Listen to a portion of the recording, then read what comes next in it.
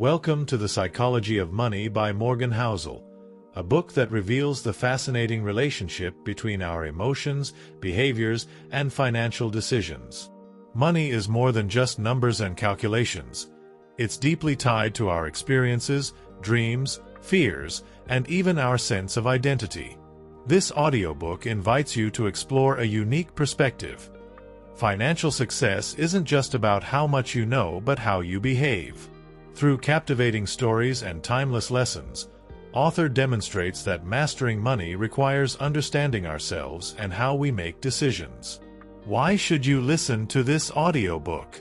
Because it's for everyone. Whether you're trying to save your first paycheck, investing for the future, or simply seeking peace of mind in a world dominated by financial pressures, this book speaks to you. It isn't filled with intimidating jargon or rigid formulas. Instead, it offers practical wisdom wrapped in relatable, real-life examples. Imagine learning why patience and humility often outperform intelligence and why the richest lessons about wealth come from understanding human psychology, not just spreadsheets. This audiobook will help you shift your mindset and empower you to make choices that align with your values, regardless of your financial background. Author calls money the greatest show on earth, and by the end of this journey, you'll not only understand why but feel equipped to write your own script. Get ready to uncover the secrets to financial freedom and a life filled with meaningful wealth. Chapter 1. No one's crazy. Money is deeply personal, and what seems irrational to one person may make perfect sense to another. In this chapter, author explains how people's financial decisions are shaped by their unique life experiences. A person who grew up during the Great Depression will think about money very differently from someone who has only known a booming economy. Author emphasizes that these experiences create deeply ingrained beliefs about risk, reward, and opportunity. This chapter teaches us to approach others' financial behaviors with empathy, recognizing that their actions reflect their reality, not ours. It's a reminder that there's no single right way to view money. Chapter 2. Luck and Risk. Success and failure are often shaped by forces outside our control. Luck and risk. Author uses the stories of Bill Gates, who benefited from extraordinary luck, and his classmate Kent Evans, who faced devastating risk, to illustrate this duality. He explains that while effort and talent matter, they are not the only determinants of outcomes. Acknowledging the role of luck fosters humility, while understanding risk encourages resilience. The lesson here is to avoid overcrediting yourself for success or overblaming yourself for failure. By respecting the unpredictable nature of life, we can approach money with greater awareness and balance. Chapter 3. Never enough. Greed can destroy even the most incredible achievements. This chapter tells the cautionary tales of people who risked everything they had and lost it because they couldn't stop reaching for more. Author introduces the concept of enough, emphasizing the importance of knowing when to stop chasing. Whether it's a modest fortune or a simple, fulfilling life, defining enough keeps you grounded and protects you from unnecessary risks. This chapter inspires listeners to reflect on their desires and goals, helping them prioritize what truly matters over relentless ambition. Chapter 4. Confounding compounding. Compounding is the most powerful financial force, but it works best with time and patience. Author highlights how Warren Buffett's massive fortune largely came from starting young and staying invested for decades. The magic of compounding is subtle yet transformative, often defying our intuition. Small, consistent actions can lead to exponential results over time. The takeaway? You don't need extraordinary skills or timing to build wealth, just consistency and a long-term mindset. This chapter inspires listeners to appreciate the quiet power of compounding and apply it to both their finances and their personal growth. Chapter 5. Getting wealthy versus staying wealthy. Building wealth and keeping it are two very different skills. Author explains that getting wealthy often requires taking risks, being optimistic, and seizing opportunities. However, staying wealthy demands humility, caution, and the ability to avoid unnecessary risks. This chapter explores the balance between ambition and prudence, teaching that survival is the foundation of financial success. Authors' stories encourage listeners to focus not only on growing their money but also on protecting it for the long run. Chapter 6. Tails, You Win. In finance and life, a few big wins often drive the majority of success. This chapter explains the importance of tail events, rare, unpredictable occurrences that can have massive impacts. Author uses examples from investing, where a handful of stocks account for most of the market's growth, to demonstrate this principle. The key takeaway is to embrace a mindset that allows for randomness and unpredictability. By staying open to opportunities and accepting the role of uncertainty, listeners can position themselves to benefit from the tails that come their way. Chapter 7. Freedom. True wealth isn't just about money. It's about the ability to control your time and make choices that align with your values. Author argues that freedom is the ultimate financial goal, as it allows you to live life on your terms. This chapter explores how money can buy time, reduce stress, and provide flexibility. However, achieving this freedom requires intentionality, knowing what you want from life and using money as a tool to support those priorities. It's an empowering chapter that shifts the focus from material wealth to meaningful living. Chapter 8. The Man in the Car Paradox. Many people seek wealth to impress others, but the truth is, most people are too focused on their own lives to notice. Author introduces the man in the car paradox, where we admire the car, not the driver. This chapter challenges the listener to reconsider why they want wealth and what it means to them. It emphasizes that true respect and admiration come not from material possessions but from how you treat others and live authentically. It's a thought-provoking reminder to align financial goals with internal fulfillment rather than external validation. Chapter 9. Wealth is what you don't see. Wealth is often invisible. It's the money not spent, the choices not flaunted. Author explains that financial success is less about flashy displays and more about saving and investing for the future. This chapter reveals how living below your means and accumulating assets creates real wealth, as opposed to spending on appearances. Listeners are encouraged to focus on their financial health over societal expectations. It's an inspiring message about the power of restraint and the long-term rewards of financial discipline. Chapter 10. Save Money. Saving money is about more than just discipline. It's about creating options and building resilience. Author discusses the importance of having a financial buffer, not only for emergencies but for peace of mind and freedom. Saving doesn't require high income.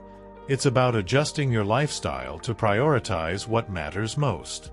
This chapter inspires listeners to view saving as an empowering habit, one that brings security and opens doors to opportunities. It's a practical and motivational guide to developing a savings mindset. Chapter 11. Reasonable, Rational. When it comes to money, making reasonable decisions often beats making perfectly rational ones. Author explains that humans are emotional beings, and trying to optimize every financial move can lead to stress or even bad outcomes.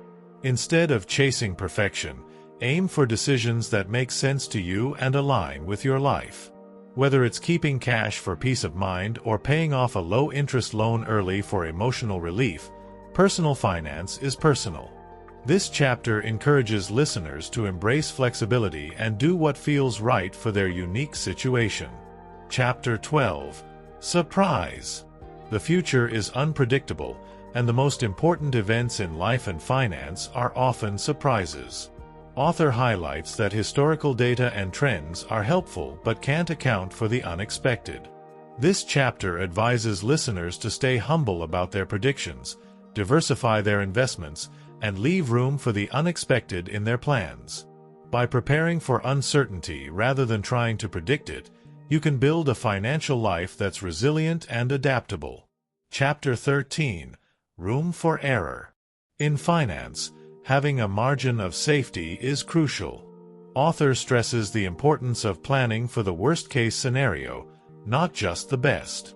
He explains that things often don't go as planned, and having extra savings or conservative estimates can protect you from financial disasters. This chapter emphasizes the value of humility and over-preparation. By leaving room for error, you give yourself the flexibility to handle life's inevitable surprises without derailing your goals. Chapter 14. You'll change. Who you are today isn't who you'll be tomorrow. Author explores how our values, goals, and priorities evolve over time, and how this affects financial planning.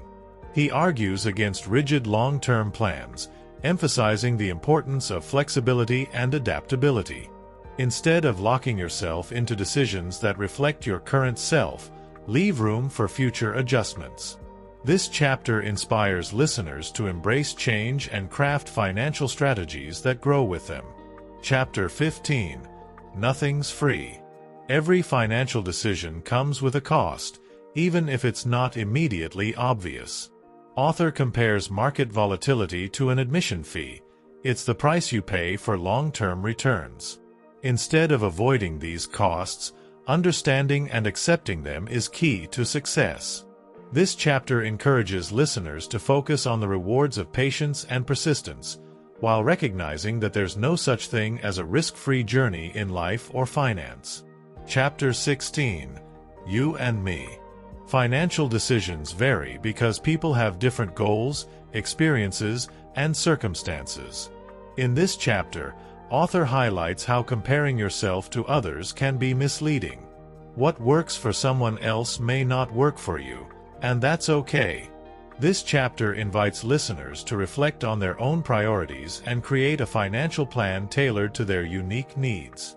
It's a call to stop chasing others' definitions of success and start defining your own. Chapter 17. The Seduction of Pessimism. Negativity can be more persuasive than optimism. Author explains why bad news gets more attention and why fear often overshadows hope in financial decisions. However, he reminds listeners that progress and growth usually win in the long run. This chapter encourages adopting a balanced perspective, acknowledging challenges without losing sight of opportunities.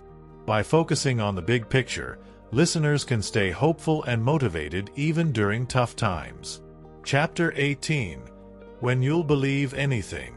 We're all prone to believing stories, especially those that confirm our biases or make us feel secure. Author warns against falling for narratives that oversimplify complex realities, particularly in finance. He emphasizes the importance of questioning assumptions, seeking diverse perspectives, and staying skeptical of too good to be true solutions. This chapter teaches listeners to approach money decisions with curiosity and critical thinking, helping them avoid common pitfalls. Chapter 19. All Together Now. This chapter ties together the key lessons of the book into a cohesive philosophy for managing money and life. Author revisits the importance of patience, humility, adaptability, and a long-term mindset. He reminds listeners that true wealth isn't just about money, it's about freedom, happiness, and living authentically. This chapter serves as a practical guide to applying the book's principles in everyday life. Chapter 20. Confessions. In the final chapter, author shares personal stories and insights, revealing his own financial mistakes and lessons learned. He emphasizes that nobody has all the answers and that even experts are continuously learning. This chapter is a humble and relatable reminder that progress matters more than perfection. Author encourages listeners to embrace the journey of financial growth with curiosity and compassion for themselves. Conclusion and ending note. The Psychology of Money is more than a book about finances. It's a guide to understanding yourself and how you navigate the complexities of life.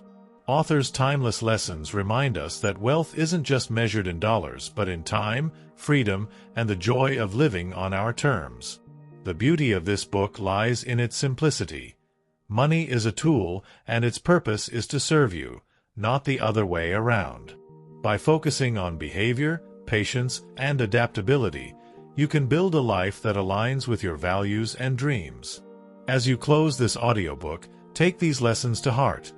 Define your own version of enough, stay curious, embrace uncertainty, and most importantly, strive for a life filled with meaning. Because in the end, the greatest wealth isn't found in bank accounts. It's found in peace of mind, love, and the freedom to live authentically. The journey doesn't end here. It begins now, with every choice you make. Go forward, not just to manage your money better, but to live better. Thank you for listening.